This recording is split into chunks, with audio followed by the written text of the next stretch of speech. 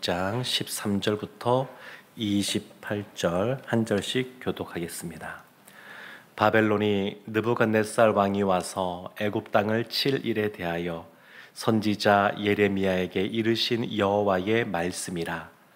너희는 애굽에 선포하며 믹돌과 놉과 다바네스에 선포하여 말하기를 너희는 굳건히 서서 준비하라. 내 사방이 칼에 삼키웠느니라. 너희 장사들이 쓰러짐은 어찌함이냐. 그들이 서지 못함은 여호와께서 그들을 몰아내신 까닭이니라.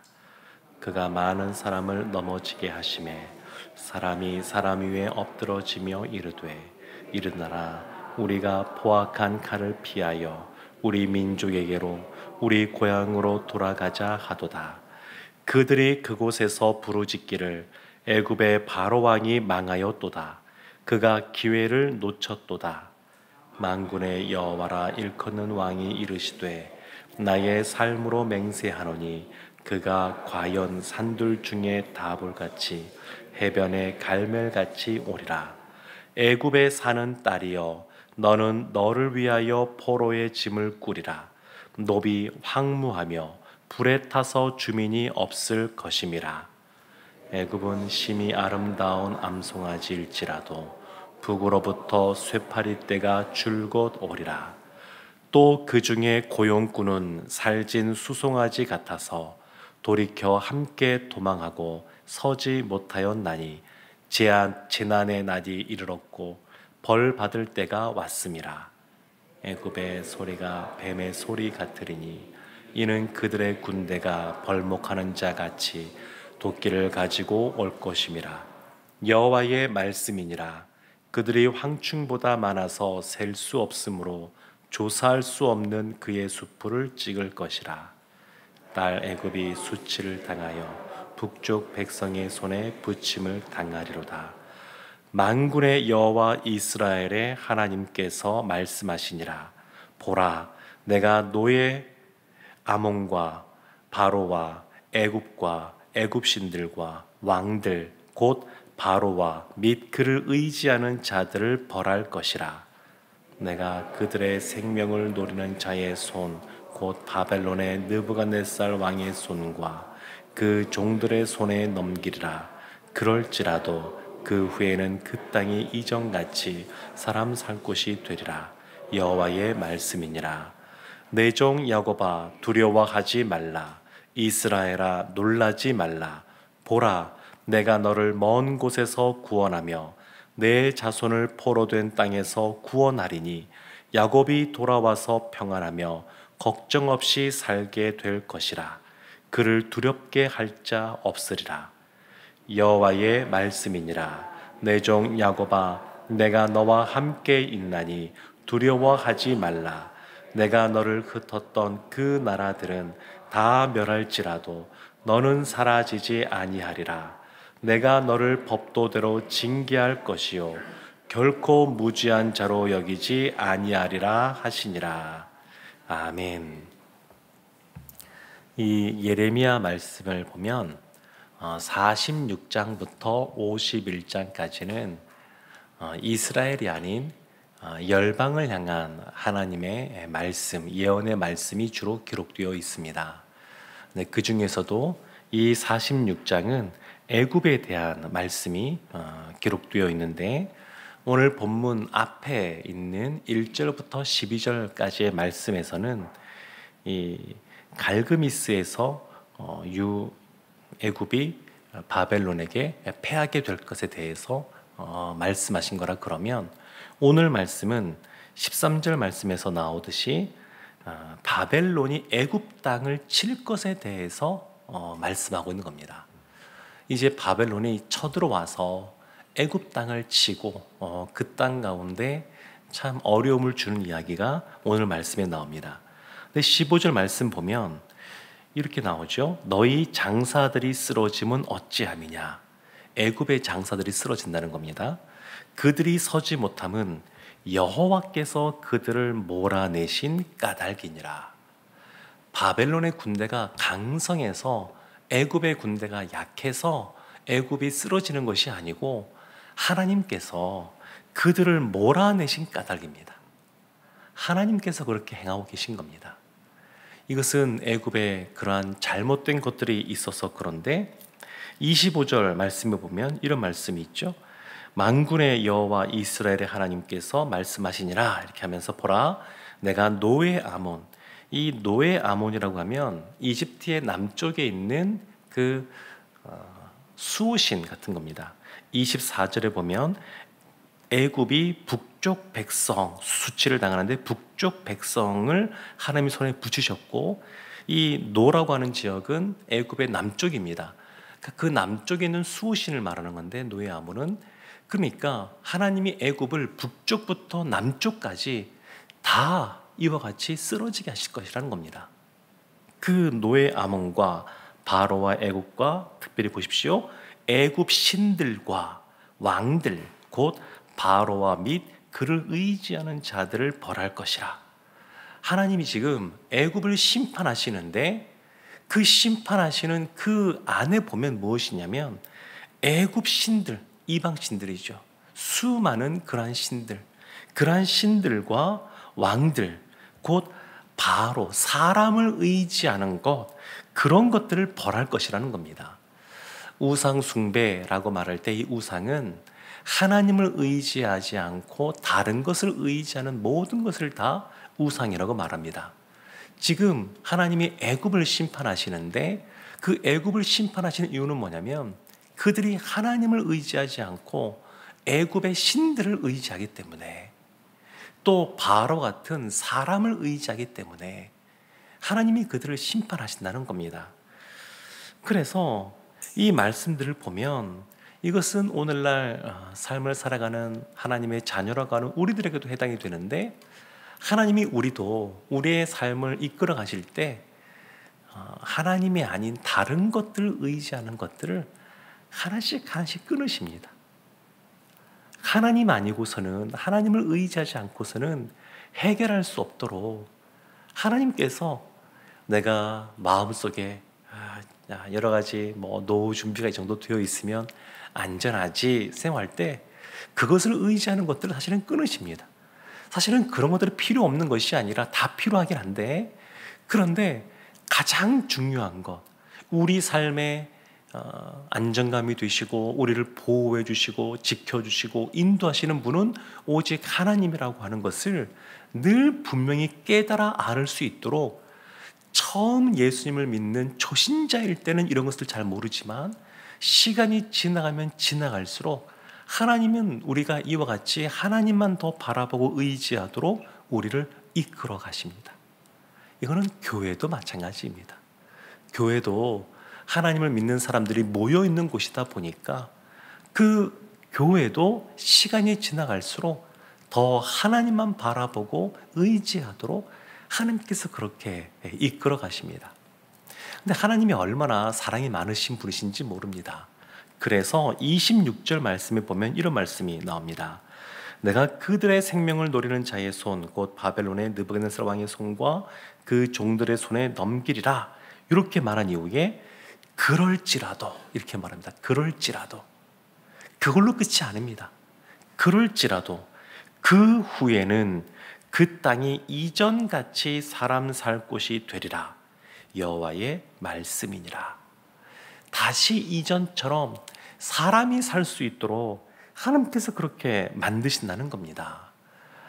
바벨론에 이집트가 침략당하고 쓰러지면서 그곳에 있는 사람들도 바벨론의 포로로 잡혀갔습니다.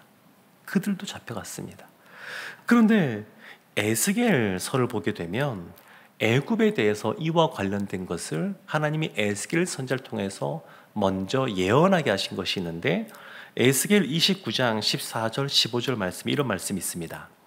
애굽에 사로잡힌 자들을 돌이켜 바드로스 땅 곧 그 고국 땅으로 돌아가게 할 것이라. 그들이 거기에서 미약한 나라가 되되 나라 가운데에 지극히 미약한 나라가 되어 다시는 나라들 위에 스스로 높이지 못하리니 내가 그들을 감하여 다시는 나라들을 다스리지 못하게 할 것임이라.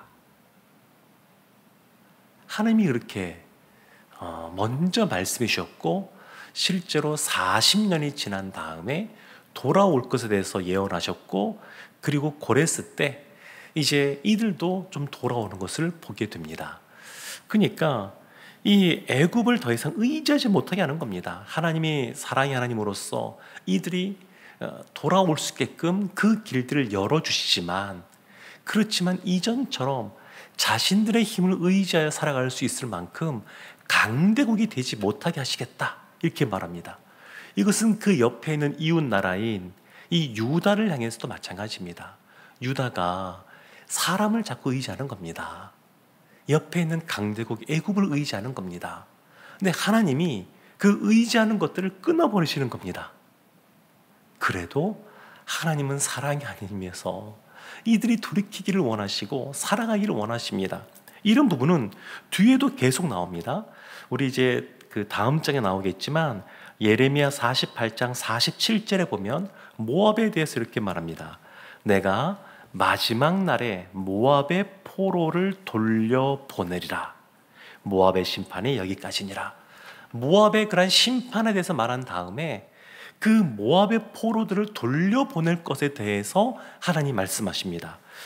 49장에도 나옵니다. 49장 6절에 보면 그 후에 내가 암몬 자손의 포로를 돌아오게 하리라. 암몬 자손도 돌아오게 합니다. 49장 끝에 보면 39절에 이런 말씀이 있죠. 내가 엘람의 포로를 돌아오게 하리라. 여호와의 말씀이니라. 하나님은 이 땅 가운데서 하나님을 믿지 않는, 또 하나님 앞에 범죄한 그 열방이라 한다 할지라도, 이방 국가라 한다 할지라도 그들이 망하는 것을 원하지 않으십니다. 하나님은 그들이 하나님 앞에 돌아오기를 원하십니다. 그래서 이 열방의 예언들 보면 그런 것들이 다 담겨져 있습니다. 하나님은 공의의 하나님이셔서 이 죄의 문제를 그냥 결코 넘어가지 않으시지만, 동시에 사랑의 하나님이셔서 그들이 다시 돌이키고 주님 앞에 돌아오기를 원합니다. 요나 선지자를 통해서 니느웨가 멸망받아 마땅한 그러한 죄악의 도시였지만 그들이 돌아올 수 있게끔 이 요나를 통해서 역사하신 것처럼 하나님은 그들이 돌이키기를 원하십니다. 그러면서 지금 애굽이 심판받지만 다시 돌아올 것에서 말씀하셨습니다. 그러면 하나님의 백성인 이스라엘은 어떠하겠습니까? 그들을 향해서는 더 큰 하나님의 사랑을 보여주십니다. 그것이 이어지는 27절, 46장 27절, 28절에 나오는데 27절 말씀이 이렇게 나옵니다.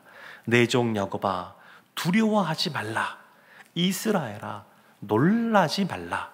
보라 내가 너를 먼 곳에서 구원하며 내 자손을 포로된 땅에서 구원하리니 야곱이 돌아와서 평안하며 걱정 없이 살게 될 것이라. 그를 두렵게 할 자 없으리라. 하나님이 먼 곳에 있어도 찾아가셔서 모으시고 다시 돌아오게 하십니다. 구원하십니다. 그리고 이 삶을 살아가는 내 생애에는 이루어지지 않는단다 할지라도 우리의 자손, 우리의 후대에는 그들이 돌아와서 구원을 얻게 하신다고 말씀하고 있습니다. 우리가 신앙생활할 때 하나님은 우리가 하나님 그 신령한 복뿐만 아니라 기름진 복도 받기를 원하십니다. 근데 우리의 삶 속에 정말 아무리 열심히 성실하게 살아가도 이 땅에서 참 어렵게 살아가시는 믿음의 사람들도 있습니다. 그러면 그걸로 끝나느냐? 아니, 그렇지 않습니다. 애굽에서 이스라엘이 종살이할 때를 생각해 보십시오. 그들이 400년 동안 다 종살이한 건 아닙니다. 요셉이 있었던 그 왕조가 있을 때에는 종살이하지 않았습니다. 근데 그 이후에 요셉을 알지 못하던 왕조라고 하는 것은 새로운 왕조가 들었다는 겁니다.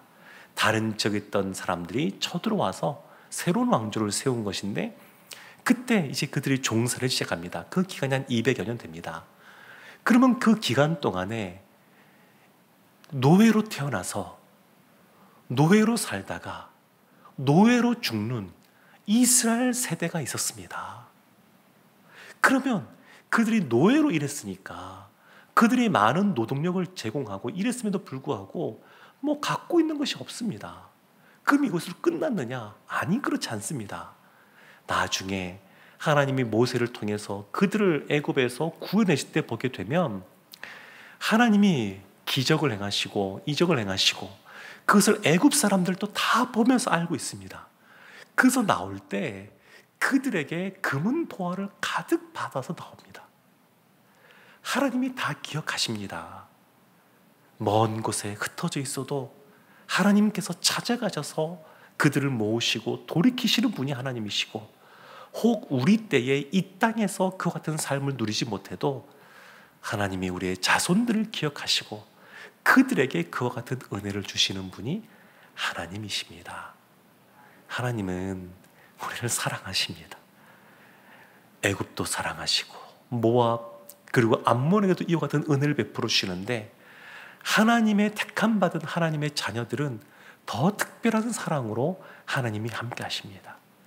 그러면서도 한편으로는 언뜻 이해되지 않는 부분이 28절에 나와 있습니다. 28절을 보면 앞부분은 이렇게 나오죠. 내 종 야곱아, 내가 너와 함께 있나니 두려워하지 말라. 내가 너를 흩었던 그 나라들을 다 멸할지라도 너는 사라지지 아니하리라. 열방에 다 심판받는다 할지라도 너는 괜찮을 거야. 이렇게 말씀하십니다. 여기까지는 27절 말씀과 이어지는 말씀이어서 참 좋은데, 끝부분에 28절 후반절에 이런 부분이 나옵니다. 내가 너를 법도대로 징계할 것이요 결코 무죄한 자로 여기지 아니하리라. 갑자기 분위기가 바뀌었죠. 이 두 절밖에 안 되는 짧은 구절인데 어쩜 이렇게 상반되는 이야기처럼 보이는 내용이 나올까? 근데 이것은 하나님의 성품이 어떠한지를 우리가 기억해야 됩니다. 하나님은 공의의 하나님이십니다. 죄를 결코 용납하지 않으십니다. 동시에 하나님은 사랑의 하나님이십니다. 그래서 우리에게 참 은혜와 긍휼을 베풀어 주십니다. 그렇다 그래서 하나님이 사랑의 하나님이신데 이 공의의 부분을 침범하지는 않으십니다. 하나님의 그 공의는 여전하십니다. 그래서 내가 거룩하니 너희도 거룩하라 이렇게 말씀하십니다. 죄가 있는 인간은 거룩하신 하나님 앞에 나아갈 길이 없습니다. 그래서 하나님께서 우리를 사랑하셔서 이 공의의 하나님의 성품이 침해되지 않으면서도 우리를 사랑으로 살리신 것이 뭐냐면 예수 그리스도의 십자가입니다. 예수님이 우리를 사랑하십니다. 얼마나 사랑하시냐면 우리의 그런 죄악된 삶을 긍휼히 여기시고 죽을 수밖에 없는 우리를 불쌍히 여기셔서 독생자 예수 그리스도를 보내주셔서 우리로 하여금 살 수 있는 길을 열어주셨습니다. 그래서 우리가 하나님의 사랑을 받는다고 하는 것, 하나님의 보호 아래 있다고 하는 것, 주님께서 두려워하지 말고 놀라지 말라고 하시는 말씀들은 그냥 우리 마음에 그냥 단지 편안한 그냥 걱정거리를 좀 덜어내는 그런 수준의 말씀이 아닙니다. 하나님이 이만큼 우리를 사랑하시기 때문에 우리의 진짜 안정감은 그래서 하나님께 있는 것이고, 우리의 모든 그러한 문제 해결은 하나님이 하시는 것이고, 감당할 수 없는 그러한 일, 인간적으로 해결할 수 없는 그러한 어려움이 닥쳤을 때에 그때 우리가 의지해야 될 분은 하나님이라고 하는 것을 오늘 본문의 말씀이 보다 분명하게 보여주고 있습니다. 사랑하는 성도 여러분, 8월 한 달을 살아가실 때에도 우리가 이 하나님을 붙잡고 가기를 원합니다. 그 공의로우신 하나님께서 우리를 정말 사랑하셔서 우리와 함께 하시고 우리에게 두려워하지 말라, 놀라지 말라, 내가 너의 삶에 평안을 주겠다 하신 이 약속의 말씀을 믿고 담대하게 살아가는 이번 한 달 되시기를 주님의 이름으로 축원합니다. 아멘.